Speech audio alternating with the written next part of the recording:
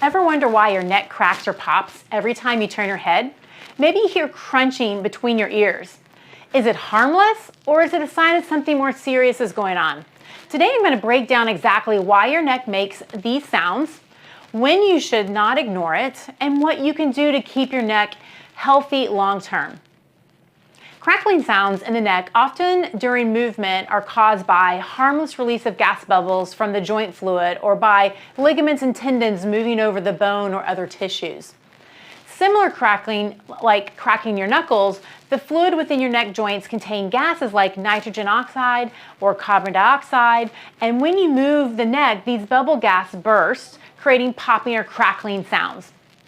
Other causes can include joint stiffness or degenerative changes where cartilage wears down, and even poor posture that creates muscle imbalances.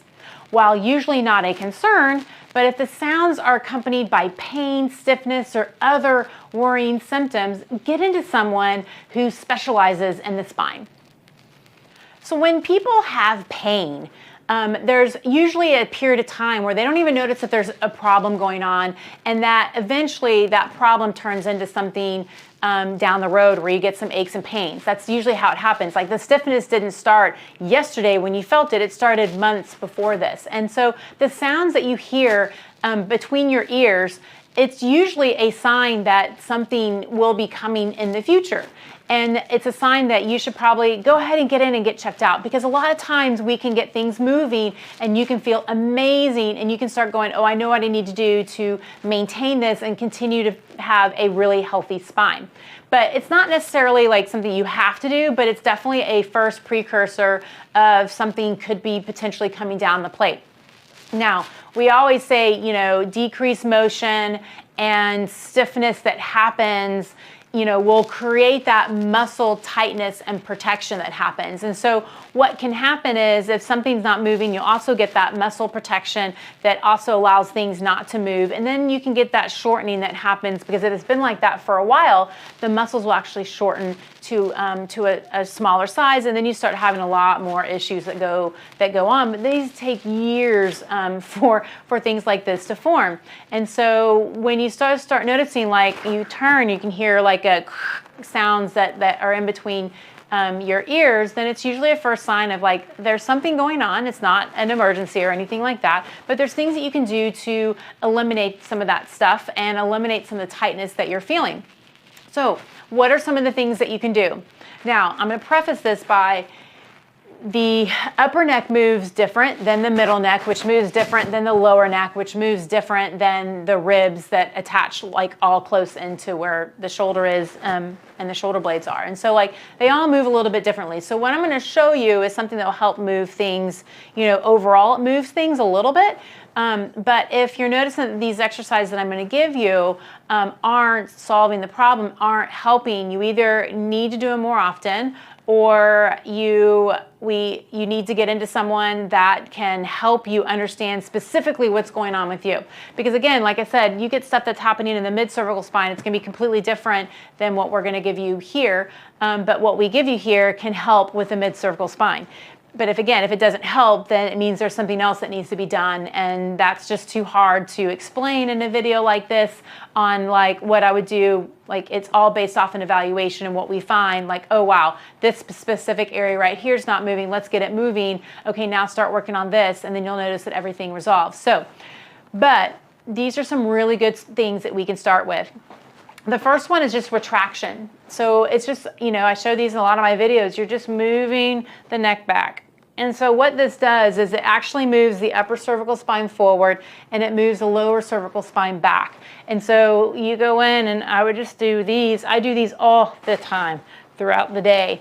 I'll be doing them in my car as I'm driving, because it's like, oh, I need to go and stretch. Yes, I forgot, because I haven't been doing that. Because what do we do throughout the day is we're always kind of looking down, or as we get older, we're getting closer to things, like moving our head closer. And so that when we are in these positions time and time again, those joints get stiff because it's meant to move in all different directions. And so if we take it in the opposite direction, which is kind of what retraction does, it's going to help keep those joints healthy. Now, to get lower, we need to go, we need to do it a little bit differently. So if I just look up, because I'm looking to extend, you can see we're only extending through here. We're not going to get that lower cervical spine. So how to get that lower cervical spine to move a little bit? It moves a little bit when you do retraction, but it doesn't move very far. So we have to add a little bit of extension to it. So if you come through here, retraction, and then extend, and then a little wiggle, you can feel the stretch that brings down in those lower cervical spines. So it's just another version, another way, a progressed way of doing it. So start with retraction, do a few of these, and then take them into extension. Retraction, extension.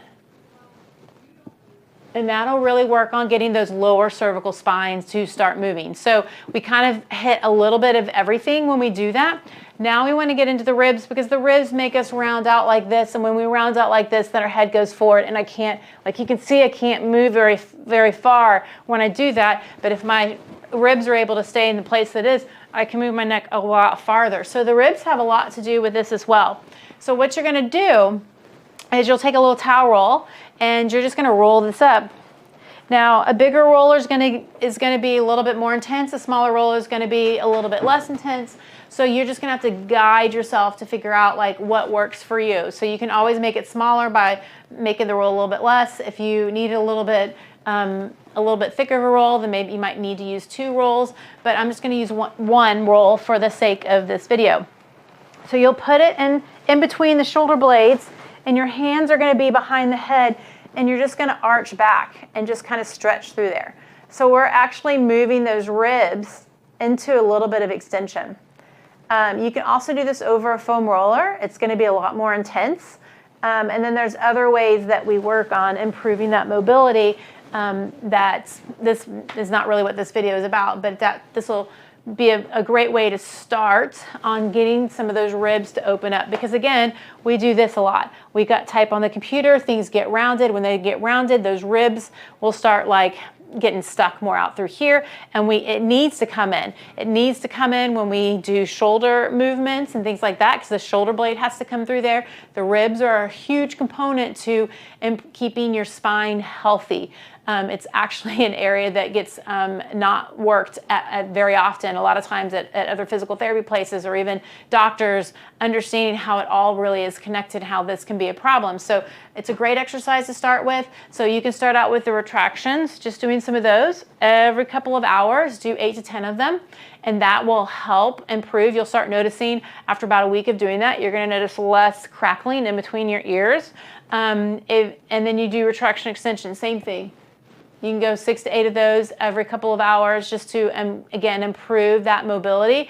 And then when you do the thoracic stretch, you're going to hold that for a good minute, 2 minutes, 3 minutes, get a good stretch. If you don't notice much of a stretch, make it bigger. If it's too much of a stretch, make it smaller. And that's really how you'll gauge through that. But do a few of those, and that's going to really, really help keep your spine nice and mobile. And again, if you're having some issues, definitely get in with a specialist who understands what's going on, because we can really fine tune it and figure out. A lot of times there's one level that's not moving, and we can get it moving, and then now those exercises work great. So definitely get in with someone that understands how all of this is connected.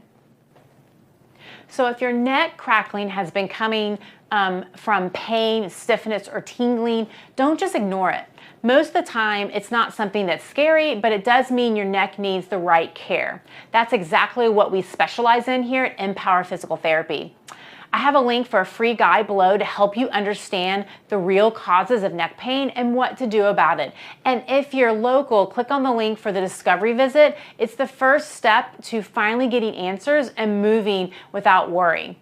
And remember, your body is designed to heal. You just need the right plan. Don't wait until the pain gets worse. Check out the links below, and I'll see you in the next video.